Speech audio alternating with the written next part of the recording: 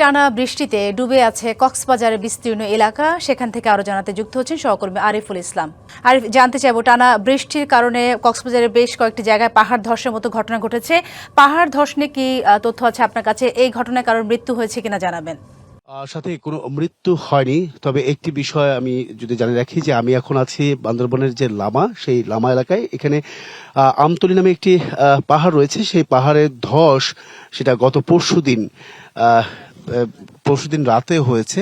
সেই পাহাড়ের ধসটা যদি আমি একটু দেখানোর চেষ্টা করছি, দেখতে পাচ্ছেন পুরো তার যে গাছ ছিল, তার এখানে যে ধরনের বাসস্থান বা প্রয়োজনীয় জিনিসপত্র ছিল, সেগুলো কিন্তু একদম ধস নেমে গেছে। তিনি একদম নিঃস্ব হয়ে গেছেন। সেই তার কাছে আসলে জানতে চাবো যে তার এইখান থেকে উত্তরণের যে যুদ্ধটা, আর এই বর্ষা মৌসুমটা আসলে তাদের কাছে যে একটা বলা যায় যে একটা আতঙ্কের ঋতু হয়ে ওঠে, সেটা আসলে কেন, বা এইখান থেকেই আসলে তাদের আবার নতুন করে পরিণত হওয়ার, তৈরি হওয়ার গল্পটা আবার কেন সাজান তারা, সেই বিষয়টা একটু জানার চেষ্টা করবো। আপনারা এই প্রতি বছরই এই ধরনের একটা নিরাপদ আশ্রয় খুঁজেন না, অনেকটা অনিশ্চয়তার মধ্যে থাকেন, তারপরেও কেন এখানেই থাকতে হয়, কি কারণে? যাইবার মতন যদি জায়গা থাকিতো তাহলে যাইতাম বইয়েরি, হেস্তা নিয়ে ফেলাই যাইম হরে লামার যদি এদিকে নিরাপত্তা জায়গা। আপনার কি কি ক্ষতি হয়েছে? আপনার তো মৃত্যু হতে পারতো এই পাহাড় ধসের কারণে। মৃত্যু না তো রাইতে 2টা বাজাইছে দে ভার, মৃত্যু না অত সম্পূর্ণ জিনিস সাথে বেকিং গেই কি আছে না, দেবালুন আছে দেরি, দেবালুন উনও তো পানি খাই হতুনও যাইবই। সরকারের পক্ষ থেকে কি কোনো ধরনের পদক্ষেপ নেওয়া হয়? না আইখারে কান না ভাই, আই কিছু না ভাই, ভাইনে মানে। আপনার কি পরিমাণ ক্ষতি হয়েছে এই পাহাড় ধসে? অত ওনারা দেখুন এটা ঘরের এক ঘরের রঞ্জুক বেকিন নাই নিয়ে, এক ঘরের সামানা বেকিন নাই নিয়ে, বেকিং করলে দেরি এটা মেরে আমরা যতটুকু বোঝানোর চেষ্টা করছি যে আসলে তার একটি ঘরের পুরো যে জিনিসপত্রগুলো ছিল সেগুলো সবই বিলীন হয়ে গেছে, নষ্ট হয়ে গেছে, ধ্বংস হয়ে গেছে। আমি যদি একটু তার ঘরটাই দেখাতে চাই। বাংলা কিউআর যেখানে, নগদ পেমেন্ট সেখানে। সারা দেশে 10 লাখেরও বেশি মার্চেন্টে নগদে পেমেন্ট করুন খুব সহজে।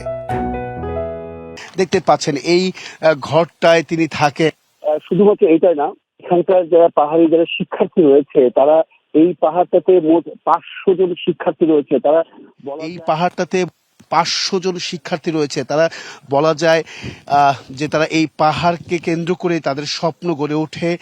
ঠিক যেভাবে আবার ধ্বংস হয়ে যায় এই পাহাড় ধসের কারণে, সেই রাস্তা কোনো ধরনের সরকারের পক্ষ থেকে যে উন্নয়নের আলো বা উন্নয়নের যে বিষয়গুলো থাকে, সেটা কিন্তু একেবারে ধোঁয়াশার বাইরে। আমি যদি একটু দেখাতে চাই সেই রাস্তা, এই সড়কটি তাদের প্রধান সড়ক বলা হয়। এই সড়কটি দিয়েই একবার নিচে নামছেন পাহাড়ে, একবার উপরে উঠছেন, এমনকি ছোট ছোট বাচ্চারা, তারা কোমলমতি শিশুরা, তারা যে স্কুলে যাচ্ছেন ঠিক এই সড়কটি ব্যবহারের মাধ্যমেই তারা কিন্তু যাচ্ছেন। এতটা ভয়াবহ পরিস্থিতি, তারপরেও তারা পাহাড় ছেড়ে যান না, কারণ একটাই, তাদের এই পাহাড়টাই তাদের সবকিছু।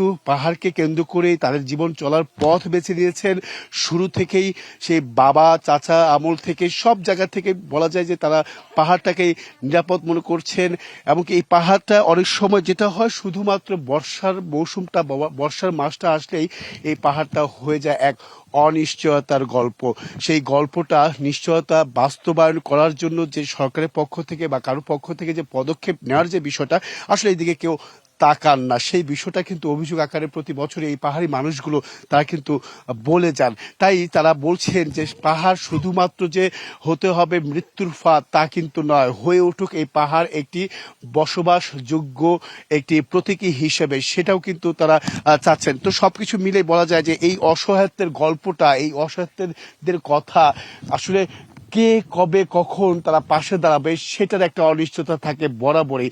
তো তারা চাচ্ছেন, প্রত্যাশা করছেন, তাদের যে পাহাড় ধসের মাধ্যমে প্রতি বছর যে ক্ষতিগুলো হয়, আবার নতুন করে পরিপূর্ণতা বা নতুন করে আবার দাঁড়ানোর যে চেষ্টাটা, সেটা তারা করে থাকেন। জাস্ট একটু সামান্য সরকারের পক্ষ থেকে সহযোগিতা পেলে তারা আবার নতুন করে নিজেকে গড়তে পারেন। সেই বিষয়গুলো কিন্তু তারা আমাদেরকে বলেছেন। এই ছিল এখান থেকে সাথী সবশেষ। সাথী, ধন্যবাদ আরিফ আপনাকে।